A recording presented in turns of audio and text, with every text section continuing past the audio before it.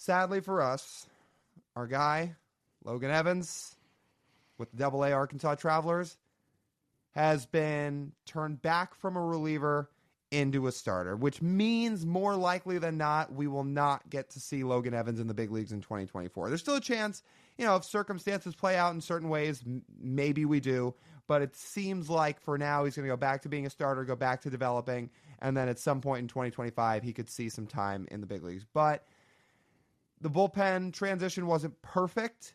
Obviously, he had to do it pretty quickly. He hadn't really pitched out of the bullpen much. He is a starter. And after the experiment, they ultimately decided that it was best for him to go back to being a starter. And there's a couple different reasons for that. I'll tee you up. The couple of reasons. So he moved to the bullpen, and the Mariners were expecting to see a full step up in stuff when he went into the bullpen. They didn't see that. And then on top of that, not only did the stuff not take up, but his command wasn't really there in the bullpen either. Now, I don't know if it was the perception of him trying to throw harder, or it was him needing to ramp up quicker, or him pitching on back-to-back days or something like that. But the command also wasn't there too. And when you combine all that together, in an ERA just over 6 and 10 games out of the bullpen and a whip of 1.5, which at the Double-A level is kind of tough and kind of harder to justify calling someone up to the big leagues. Just a note, Logan Evans, before he went to the bullpen as a starter, at a 1.23 ERA. If we hadn't harped that point enough, a 1.23 ERA in 10 starts before heading to the bullpen. So success was not a problem at Double-A, but success out of the bullpen, while small sample size, he pitched just like 10 innings in the bullpen.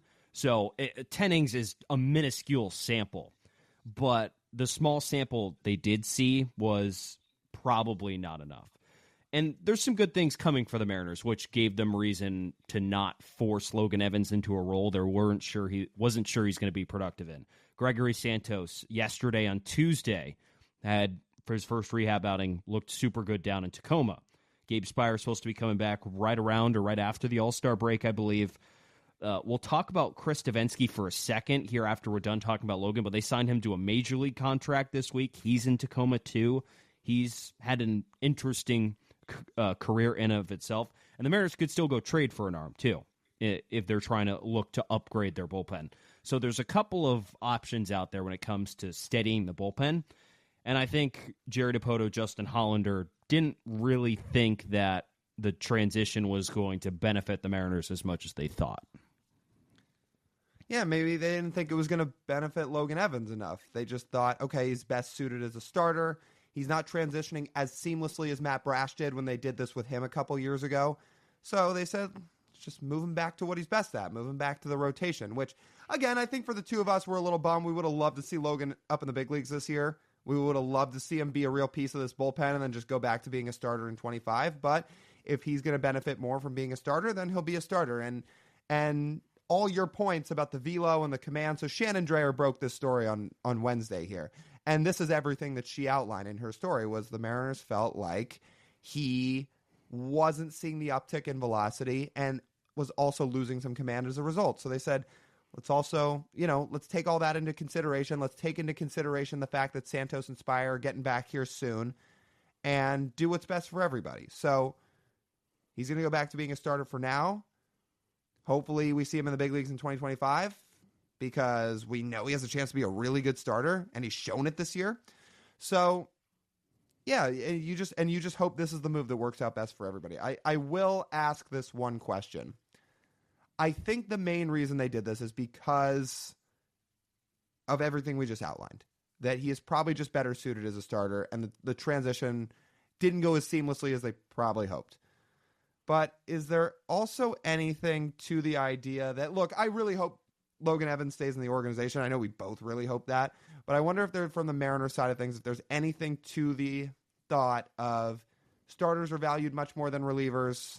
We're going to transition him back to being a starter. He has a couple more good starts, and there is the possibility that he could be packaged somewhere. I think all can be true.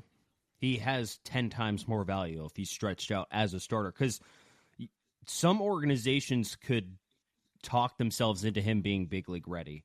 I don't know if he's big league ready. His stats in Arkansas as a starter are very good. I don't quite know if he's at the point of big league readiness. I do think, and Shannon outlined this in her article, don't be totally surprised if he gets a start in a Mariners uniform this season. Stuff can always happen. Someone can get hurt in the rotation. Emerson Hancock could be out of turn. He could be having back issues as well, as he's had back issues this year if he's not available, or Jonathan Diaz is not available. Logan Evans making the jump from Double-A, even if he's not totally ready, wouldn't be the most unsurprising thing in the world. So if a team looks and sees that he's a near big league ready starter, his value is pretty high at that point with the combination of the stuff, the command he showed while he was a starter, the strikeout stuff, the pitch repertoire. It's hard to replicate, especially as a lower round draft pick. So that probably had a part of it. It probably would have been he probably wouldn't have been on the table, period, if he would have been relieving, because he would have been up in the big leagues already, and the Mariners would have needed him in the bullpen anyways. So you could think of it on both sides. Not available as a reliever, period. Available and more valuable as a starter. Of course, we don't want him getting traded, but trade deadline stuff does happen, unfortunately. Yeah. Listen, if Logan Evans makes a start for the Mariners this year, I will be fired up for him. We both will. If him or Reed Van Scooter make a start for the Mariners this year, I think we would both be fired up. And Logan probably has a better shot to do it this year than Reed. Reed's had a nice year in Double-A and has thrown the ball well. But when you just look at the stuff of what Logan's done and the results he's gotten, he is probably in line ahead of Van Scooter to get the start. So, yeah, if one of those guys were to get a start this year, that'd be awesome. If Logan gets up this year, we'll be fired up for him. So we'll see how it all shakes out. Hopefully him going back to being a starter, he doesn't skip beat, and he just goes back to throwing 5-6 shutout every week that he throws, and it's just smooth sailing from here. Yeah. And a guy who's going to probably get a couple of those innings in the bullpen instead of Logan Evans. I at least want to touch on this for a second. The Mariners signed Chris Davinsky this week. He's been bad for a while as a big leaguer. I remember him on the 2016 and 2017 Astros. He was unbelievable. His changeup was supreme. But ever since that moment, he has struggled. He struggled command-wise. He walked 11.5% of the batters he faced this year in Tampa Bay before he got released. His ERA was just under 7. There's some, I guess, positive things here, Lyle. His straight stuff is not really good at all. Stuff Plus hates it. But it also likes his slider and changeup. So, the Mariners see the fact he's got like a 134 Stuff Plus slider and a 143 changeup, and notices that he's comfortable throwing his changeup about half the time. That could be a pitch you could work with. And you find a way to mix in the other pitches and feel like you're a little bit more confident as well. I don't know how much time he's going to get, but he did sign a major league deal earlier this week to be in Tacoma and now eventually at the big league level. So he will probably pitch in a Mariners uniform this year. It's just interesting what they see in him. It's probably like you said, probably the slider and the changeup. His baseball savant page, when you just look at some of the results, are not pretty this year. If you want to dive in, not at all. It's a lot of blue on there. He's first percentile in ground ball rate. He's fourth percentile in xERA. You could go down the list. Hopefully, the Mariners see something here, because this is usually what happens with the Mariners, right? If they sign a reliever, they see something. And Davinsky, once upon a time, was unreal. In 2017, when he was an all-star, I legitimately thought he was the best reliever in baseball. I thought he was that good for that World Series Astros team, almost unhittable. But it's been a long time since 2017. He's had his bumps in the road. He's certainly had his bumps in the road in Tampa this year.